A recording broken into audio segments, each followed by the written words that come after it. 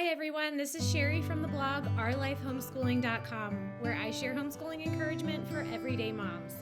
If you have young kids, you're going to want to listen into this video. I'm going to be sharing about our 9 favorite picture books. If you listened in last week, I did our 9 favorite Christmas chapter books and short stories.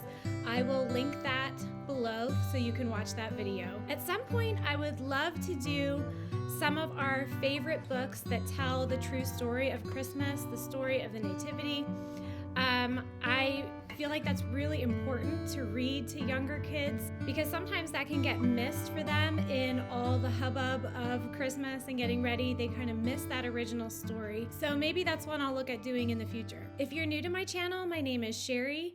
I am married to my high school sweetheart, Nelson. We've been married for 22 years. We have 9 kids, 1 on the way, coming in just a few short weeks, which we are really excited about. I love encouraging other homeschool moms on my YouTube channel and on the blog, OurLifeHomeschooling.com. If you're new, would you please consider hitting that subscribe button? If you like the content you see, when you subscribe, it tells YouTube that this is the kind of content that you would like to see more of. If you've been to the library or the bookstore around Christmas time, especially in the children's section, it's not hard to see that there are literally tons and tons of Christmas books, tons of Christmas picture books. It's almost overwhelming to see how many there are, and you may feel as a parent that you would love to read to your kids. It's a great way to make memories. It's a simple and cost-effective way to do something meaningful with the kids at Christmas time. But it may seem overwhelming to see how many Christmas picture books there are. I like to pick the very best of the best, cut to the chase, cut out the twaddle, and read these over and over again to my kids every year. So they become almost like a close friend or just a great memory. I think one thing that's kind of important when you're looking at picture books is to consider the illustrator. Some of the books on our list are books that have some of my favorite illustrators like Jan Brett, Barbara Cooney. Another one is one of my favorite authors, Margaret Wise Brown. So when you're flipping through picture books, obviously the pictures are the highlight of the story. So you want to pick ones that have excellent illustrators, ones that have been known for some of their other pieces that are really good. The first book on our list is This is the Stable. This is the story of all the little parts of the original Christmas story. It takes you through each of the parts of the Nativity, each of the animals, takes you to Mary and Joseph and kind of gives you a little glimpse into what it was like for baby Jesus. And every section ends with On the Quiet Stable, Dusty and Brown. The second book is one that's done by Margaret Wise Brown. If you're familiar with her, she's done The Runaway Bunny and Goodnight Moon, which are all hugely popular. This is her book, The Little Fir Tree. It follows the story of a fir tree from the time that it's a sapling, and as it's growing year by year, it's kind of showing the seasons. And it's also the story of a little boy who is lame in his legs, and he can't go out and appreciate winter and can't see the trees. So every year his father digs up this little fir tree, brings it into his room, plants it at the foot of his bed, and the boy gets to decorate it for Christmas. And this becomes his Christmas tree. And then in the spring, his father takes the tree back out to the woods and plants it back in the ground to grow taller for another year. This happens year after year until one year the little tree realizes that no one is coming. He waits and waits, and then he sees and hears carolers in the distance and gets a surprise himself this Christmas, and I'm not going to give it away. I love this book. The song, "Oh Christmas Tree," is in this book, so when I read this to my kids, I like to sing that part. They love that. Sometimes they sing along. So I think when you have books that incorporate just little sections of song into it, it kind of adds a different element and the kids really enjoy it. The next book is Christmas in the Country. This is an adorable book, and it will, reading this with your kids will take you back in time to some of the best memories that you may have with your grandparents. This is the story of a little girl who is remembering going to her grandparents' house. They live in a little white cottage in the country, and when she goes there, everything slows down. She talks to just about some of the tiny details of Christmas, decorating the tree, going outside, how outside everything just slows down in the country, and she sees everything in detail, going to the local church and singing in the choir, having hot cocoa. It shows her decorating the tree with her grandparents and getting the ornaments out of some old boxes in their attic. And it's a very heartwarming story and reminds you of all the things that you love about being with your grandparents and about just the slow, easy life of being in the country. The next book is The Christmas Miracle of Jonathan Toomey.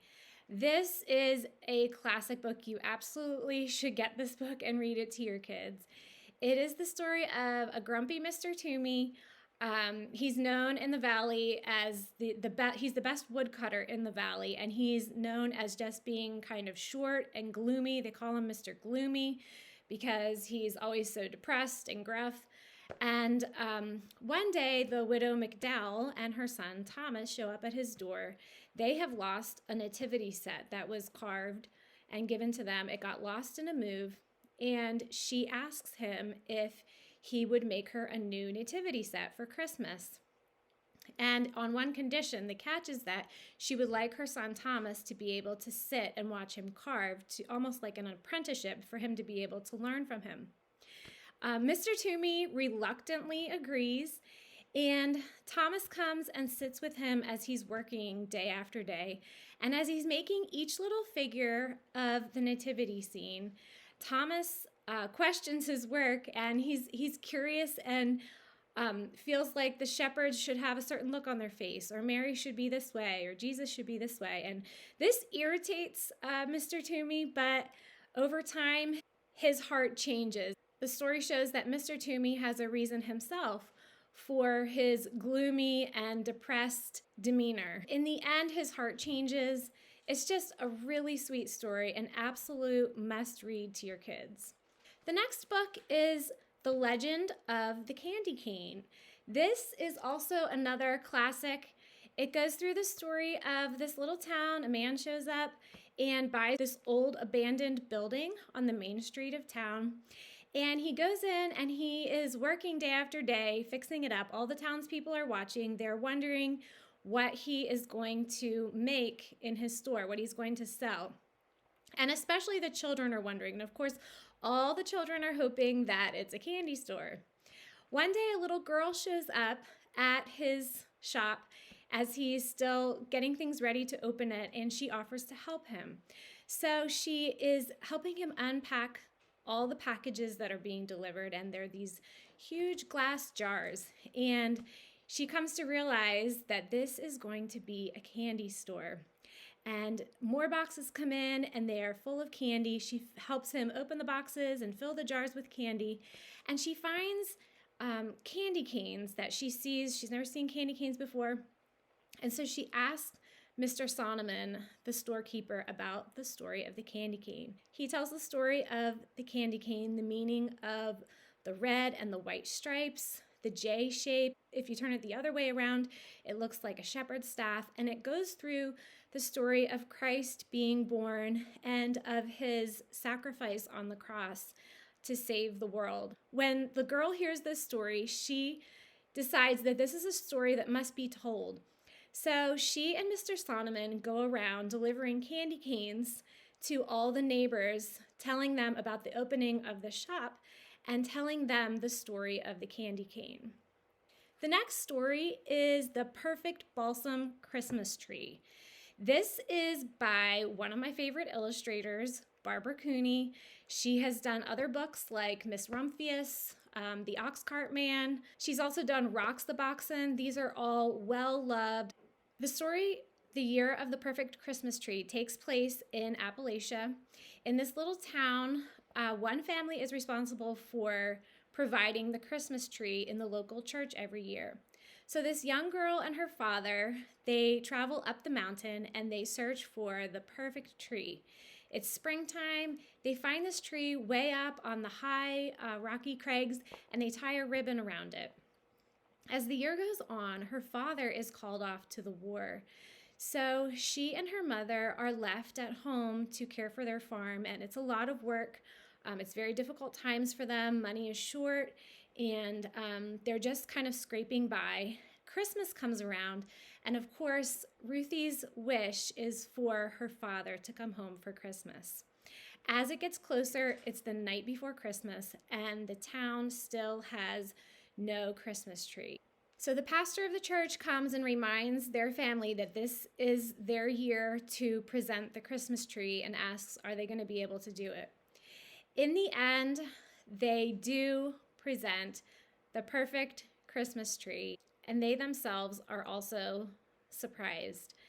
This is just a lovely story. Your kids will want to hear it again and again. The next book is a book that I would not consider to be a classic, but it's one of our favorites. If you like If You Give a Mouse a Cookie books, like we do, then this will be a book that you enjoy reading to your kids. The next book is If You Take a Mouse to the Movies. This is done by one of my favorite illustrators, Felicia Bond. I love her pictures. And you can follow Mouse. He starts off, you take him to the movies, and so then he has popcorn. He takes the popcorn. He wants to string it on the Christmas tree when he sees the Christmas tree. Then he wants to make ornaments, and it kind of takes you through a lot of the traditions and things that we do on Christmas, and ends with him getting more popcorn, and when he sees the popcorn, he wants you to take him to the movies. So this is, if you like the If You Give a Mouse a Cookie books, you will love this one. It's very sweet. The next book is 'Twas the Night Before Christmas by Jan Brett. She is another one of my favorite illustrators. She includes a lot of detail in her work, and often her work has some old German, Dutch themes in them. What is Christmas without the poem by Clement Moore, 'Twas the Night Before Christmas? Because I read it over and over, I will hear them saying it throughout the day. And of course, when we get to the end, everyone says together, Merry Christmas to all, and to all a good night. The very last book is Mr. Willoughby's Christmas Tree. This is a story of an upcycled tree. Mr. Willoughby, who is pretty well-to-do, he has a butler and a maid, so he's pretty well off. He orders this Christmas tree, and when it comes, it is huge. He puts it in his parlor, and it's bending at the top because it's just too big. So he has his butler cut off the top of the tree and hands this cut off part to his maid, Miss Adelaide, who takes it up to her room. So he passes it on to her. She takes the tree and she puts it on a stand in her living room, but she has the same problem. The top is bending because it's just too tall. So she cuts off the top and passes it down to Tim, the gardener.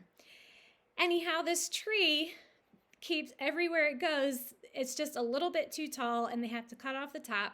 It gets passed down to the bear and the fox and the rabbit, and finally to the tiny little mouse family has the very tippy top of the tree. Kids laugh and think it's really funny how the tree is passed down to different people. And in the end, all the animals and people are proud that they have a tree in their home, just like Mr. Willoughby. These are our favorite picture books. I hope this has inspired you. Again, I like to pick the very best of the best to share with my kids rather than reading a whole lot of random books that are just, okay. I like to pick a couple that are our favorites, that are really classic, and to read them over and over again.